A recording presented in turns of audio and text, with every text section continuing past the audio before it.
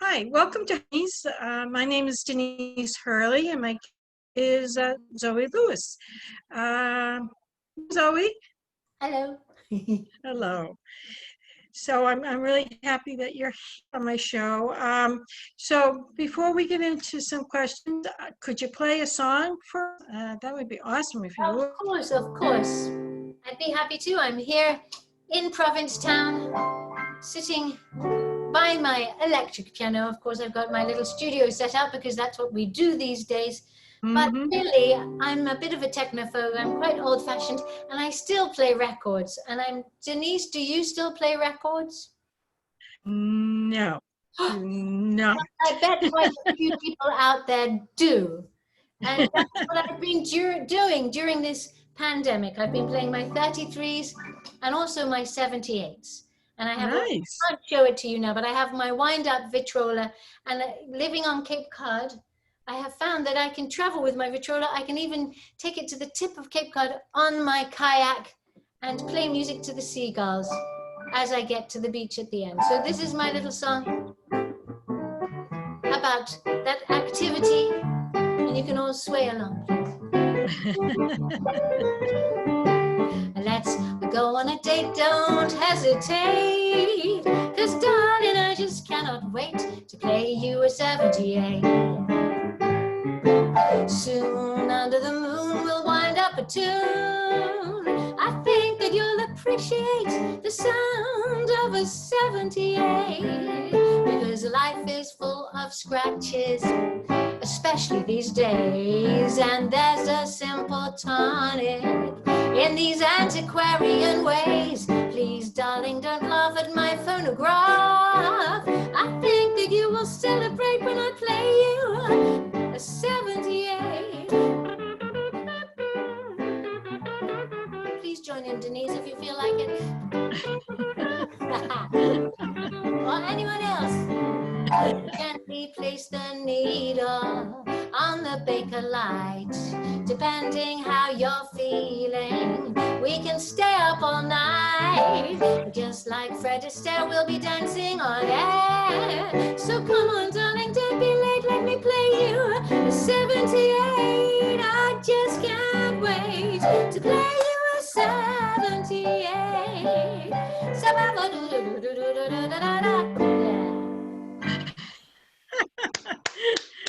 That was wonderful. Oh my goodness, I really like that so much. Thank you. All of the scratches and all. Okay, so I have to ask, first of all, what is vintage jazz and world beat grooves? Well, vintage jazz is what you just heard. Okay, yeah, I mean, vintage jazz, I love telling a story in the folk tradition, but I also I grew up in a little village on the south coast of England. There was no jazz there, but I mm, was hungry for the groove. I love the groove. So it took me traveling the world. I've been to over 70 countries now, and got my world beat grooves from there. I went to Latin America. I heard okay, the offbeat.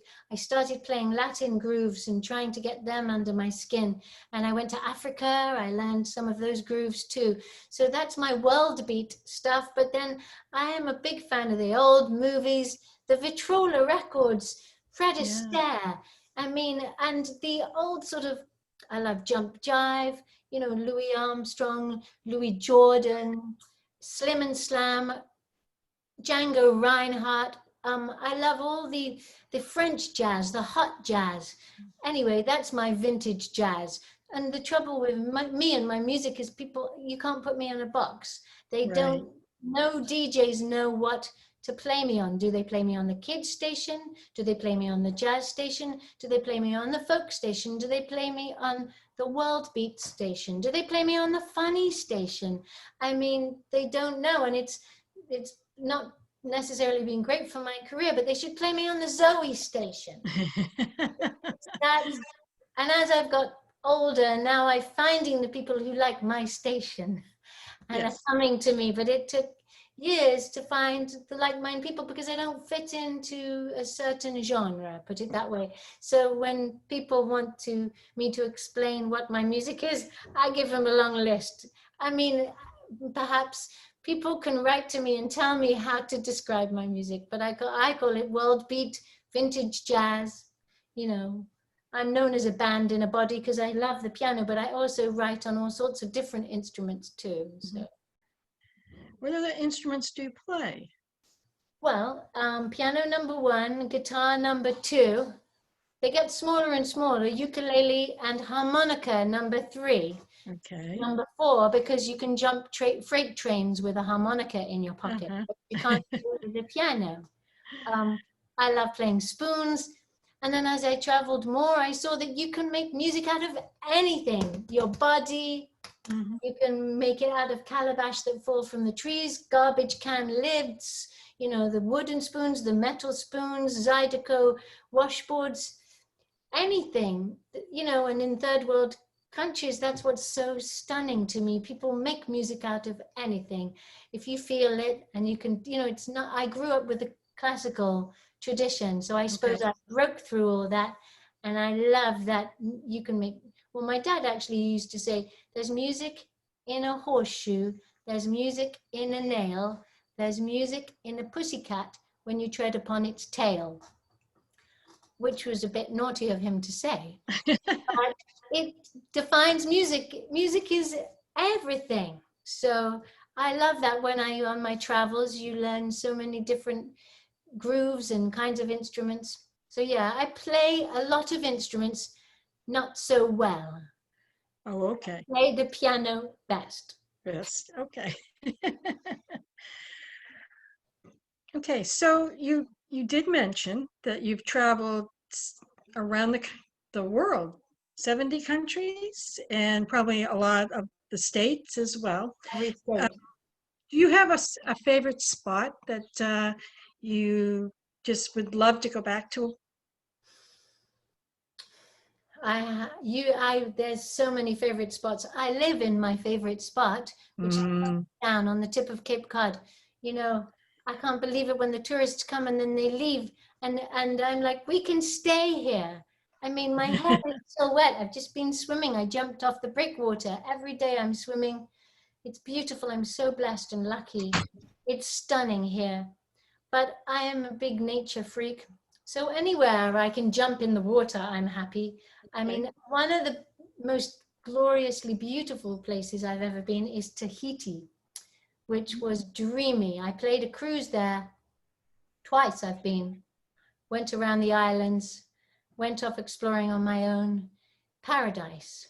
And, Mm, you know, but I play music now every winter in Puerto Vallarta, Mexico. And I've okay. traveled a lot around Mexico. That's a beautiful country. I mean, you know, you have to work hard to find the truly beautiful places. There's always the big tourist spots. They were the most beautiful places, but then they got ruined.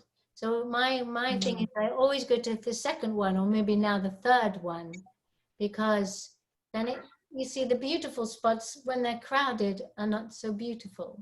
So yeah. maybe some of the ones that I went in my 20s, if I went back now, would be very changed. Mm, true. So, but Tahiti and P-Town, there we go. I'll And spend P-Town. summers in Provincetown and I'll go to Tahiti in the winters. There you go. Oh, well, that's a wonderful plan. I never had in life. Let's see. Your music, it does appeal, I guess, to children, to a children's audience. Um, can you talk about the type of music that they seem to enjoy from you when Hmm. they come to see you? Well, I don't write children's music. I just write music. But Mm-hmm. I suppose some people say my energy is childlike a bit. I mean, I like to have fun. I like to play. Mm, And perhaps children are attracted to that in me. I certainly never want to talk down to children. I really can't stand children's entertainers who talk down to children. Drives me up the wall. I yeah. just like to talk to them like I'm talking to you. and Mhm.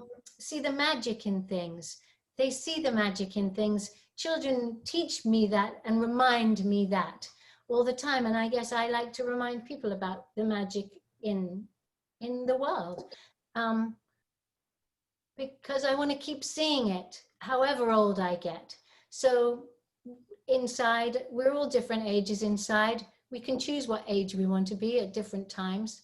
Um, so I think I don't write children's music, but if children like my music, I'm really, really pleased. Some of my favorite gigs are the ones that I play in Cape Cod, not when there's a pandemic, but when Mhm. I'm playing outside with my band. And everyone comes. We play on the beach too. We have gay, straight, old, young, black, white, little babies, grandmas. They bring people from the nursing home even to see me. Everyone is there, and it's sheer humanity, and I love that. And if you can speak to all those people at the same time, well, that's my aim. And to have the children dancing in front is just wonderful. So I hope that's answered your question. Yes, it does. Thank you. Thank you. Now, can you talk about the different gigs that you have in Provincetown right now? Or you have been doing the musicals? And I guess I like the 1920s speakeasy. Can you talk about those a little bit? Yeah, well, I don't have any, because of the pandemic, all the gigs got Okay, canceled, they but are. Okay. you create new things. I do have a great gig next week in the Crown and Anchor because they've started doing shows by the swimming pool and they can only have 50 people. But we're going to do that, and I have an amazing bunch of musicians joining me at a distance. The audience will be 25 feet away, so it makes you learn a different way of performing. I did one other in Wellfleet in a garden, at the Preservation Hall garden, and that it was beautiful. Everyone was far away. um, but normally, yeah, I have tons of gigs, and one of the most popular one is my 1920s show. That I have a whole Prohibition era jazz band. That's the vintage Okay. jazz. We do songs from the Hmm. 1920s and 30s, and I have 20 special guest crooners join me, and that is really. It can only really happen in Provincetown because I know so many people because I've lived here 30 years. And the Sure. more you get to know a waiter or the lady in the bank or the librarian or the town crier, you find that they all have a song in them. And if you dress them up or they dress themselves up, they will transport, if I find the right song, they will go back to 1920s, embrace it, and stun you. It's like everyone has a story in them, everyone has a song in them. So my thing is to try and get the song out of them. So I have like the whole band and me on the piano backing them up, and we make everyone go back in time. Even the audience dresses up. So we pretend we're in the 1920s, the gay 20s, the roaring 20s, when everything was wild and, anything goes in the 20s. Yeah, well, that once we, come out the other side, is that something you'll go back to as a production? For Is that sure. your hope? Yes, I mean that, we're very seasonal here. So Mm, in Cape Cod, so that won't be happening until next summer. Hopefully, as right. well, I'm hoping my musical that was cancelled. I wrote a musical 10 years ago that we put on, and it was the 10th anniversary. We were going to bring it back because it's the 400th year of the Pilgrims arriving, and in Right. Provincetown, they arrived here. Hmm. So, it was a big celebration. All those celebrations have stopped. So I'm hoping next year we'll see. But the thing is about this pandemic, what I was reading a quote, it brings the best and the worst out of people. You see people's true characters, put it that way. Even Hmm. even when you watch people wearing masks, you can see, if they will wear a mask, if they won't, if the mask is beneath the nose, if they're, you can tell so much about their character already, about how they're wearing a mask. Mm-hmm. You know, uh, I love that. So anyway, it's the same with what people choose to do in these dire times. And I have to say, it's taught me to be resilient. And I've been doing an online show, and that has Mm-hmm. been a great opportunity, and it has, in fact, broadened my audience. So people are always like, why don't you come and play in South Carolina? Why don't you play in Ohio? So now I am Right. virtually, and they're all watching. So every Thursday, we take a break in the summer, but it's starting again on September the 10th. You can only see the bookshelf, but usually I set myself up by the window, and Okay. I have Zoe Lewis and the social distances. I have special guests, musicians, singers, come and play through the window. So we're all sitting, and it's 6 o'clock on Thursdays Eastern time, and it's very funny. And music it's a remedy. It's good for the It heart is.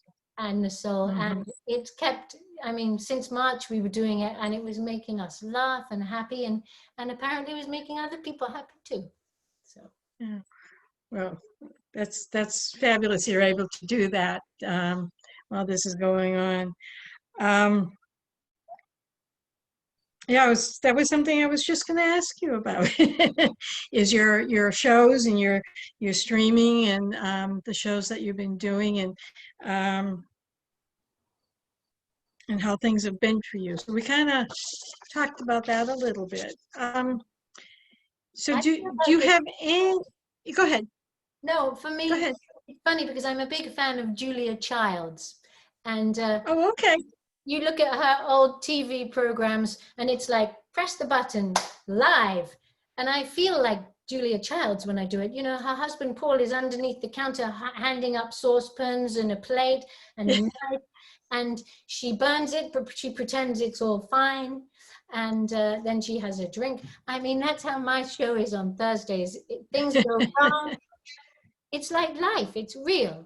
So I feel Yes, like we're back, even though we're in a technical age, we're back to the early days of TV. It's kind of hilarious. it is. It is. Even Yeah. Hollywood It's just stars and everyone, stars, even famous people are having to do it in their house. right. Mm-hmm.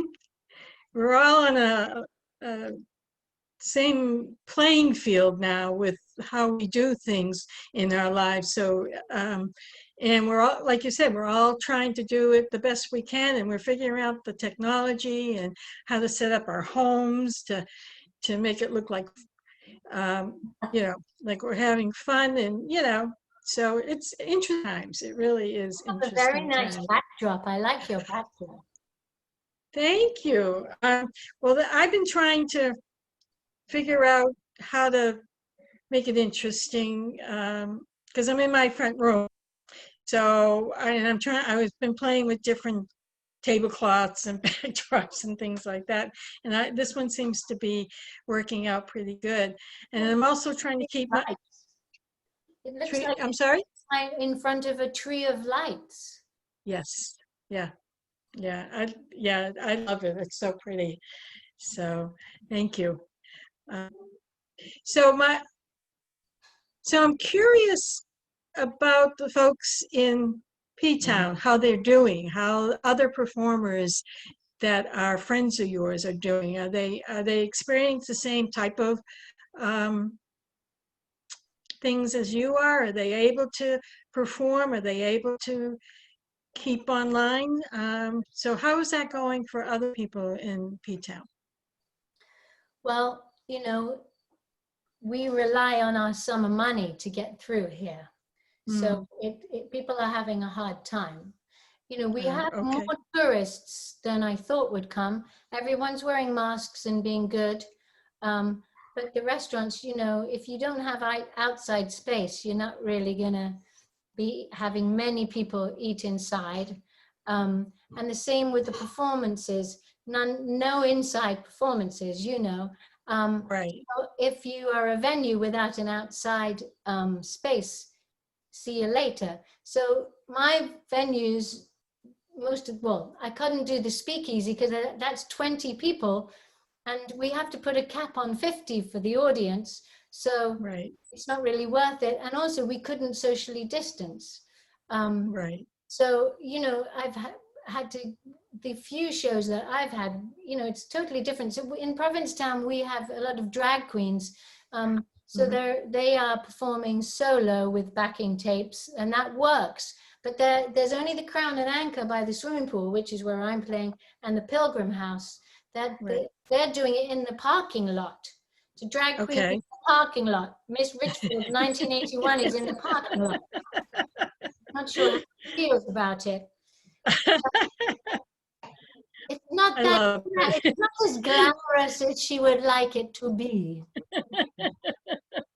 But we all get by, and so those are my friends here. All the musicians who play in piano bars. My friend Doug Rapetti, he's playing on the street, and he advertises on the Provincetown space where he's going to be and when he's going to be playing. And that, I think people have been very kind. I mean, people have been generous on the online shows. People are supportive. Right. People are supportive of the street musicians. Again, you have to back off and do everything properly. Right. And then, no, it's hard. And the show I'm actually doing on Thursday is a benefit for all the performers, because there's a new fund that has been started here. Nice. So it's a benefit. I get a bit, but a lot of the money goes to all the other performers. And it's not only the musicians, it's the people who operate the lights. It's the people who do the sound. It's, the people behind the scenes. They've all lost their jobs too. So, right. Yeah. So it's bad. So is that going to be streamed at all, Zoe? That your performance on Thursday? Might be. We're not sure. I have a meeting about it. So that would be wonderful. And then if you could do that, then obviously people can donate to the organization, or even is there a place to donate? I mean, to help with the folks down there. Maybe you could tell us about that. I'll post it on my Facebook page. Zoe Okay, Lewis. that would be. Yeah. I think that would be great. All right. So are there any other projects in the works that you're doing, or is it just doing your music right now? But anything else special that you're up to? 10 albums out now. And okay. I'm always wanting to write new songs. It's very strange these times, because as a musician, normally we're always planning tours, we're dreaming up what's next, and we can't plan tours. We don't know when it's going to be okay. So you don't want to spend all that time doing the booking. So then as far as the writing, well, we're in a very strange political time. We're in very uneasy times with the pandemic and everything that's going on. So I have talked to other people who write songs, and it is weird. You can't, even my musical next year, I keep wanting to rewrite it to fit in more. Yeah. But everyday things change. So I can't really sit down and go, all right, everyone's going to wear masks in this musical, or everyone's going to, what's the new message? Because since 10 years ago when I wrote it, I mean, still my Valentine to Provincetown, but things have changed. So I want to address them, but we're not done yet. So that's kind of weird. But my main dream, apart from living in Tahiti in the winter, is I want to write another musical. I've written 2 with whole casts and dancing girls and everything. I want to write a one-woman musical that I can easily take in a suitcase. It's going to be called, Souvenirs in a Suitcase. It's going to be about memories, and I can keep it all in a suitcase, and voila, like those old traveling salesmen, I can open up and have the show. And very good. I have been working on it for a couple of years. That's my next project that I really want to take on the road. Because then I can play it anywhere. I can play it in Mexico, in the jungle. I can play it in a backyard. I can play it in a posh theater. and then you just make these things happen.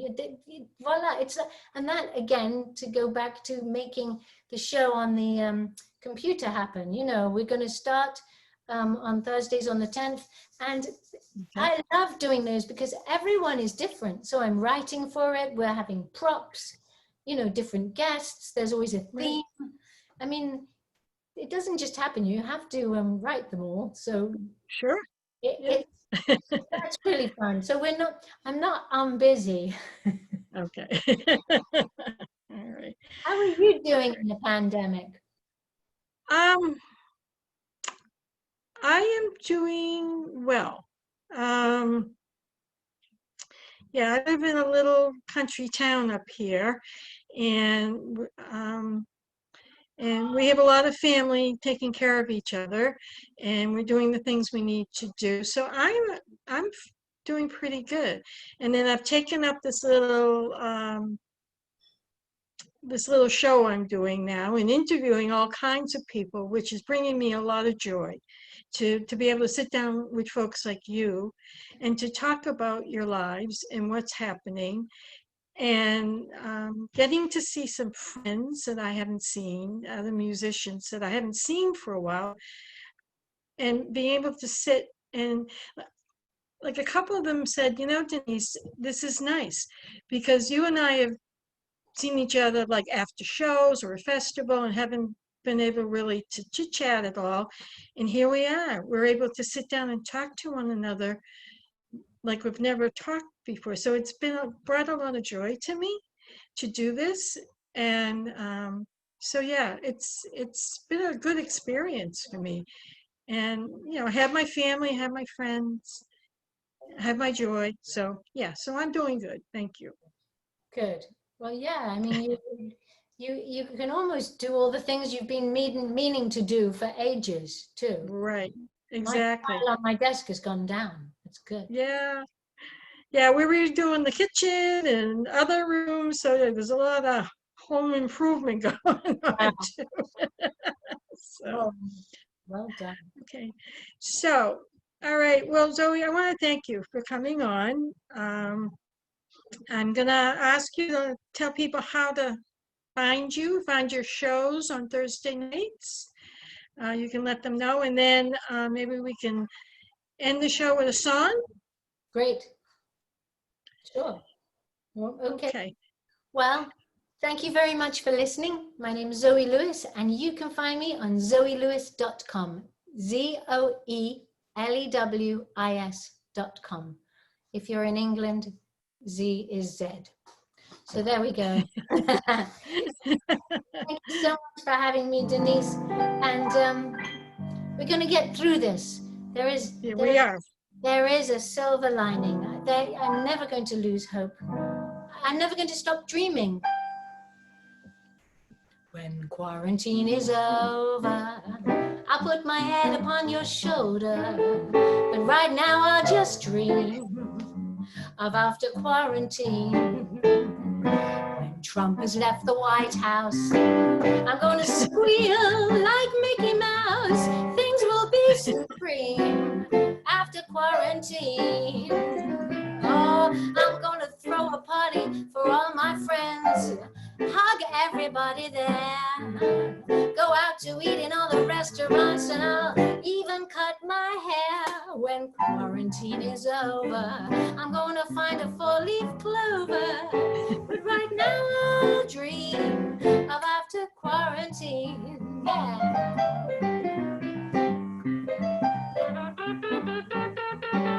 I'll even have a band, and I won't have to do that.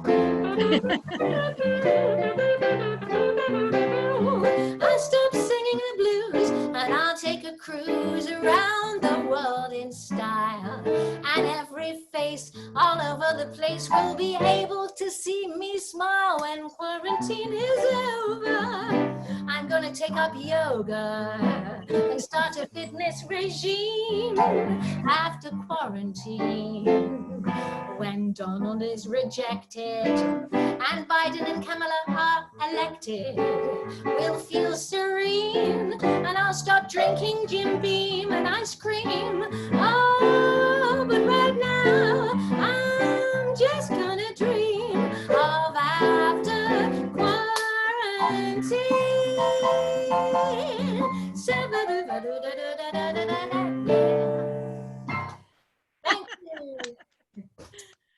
my God, thank you so much.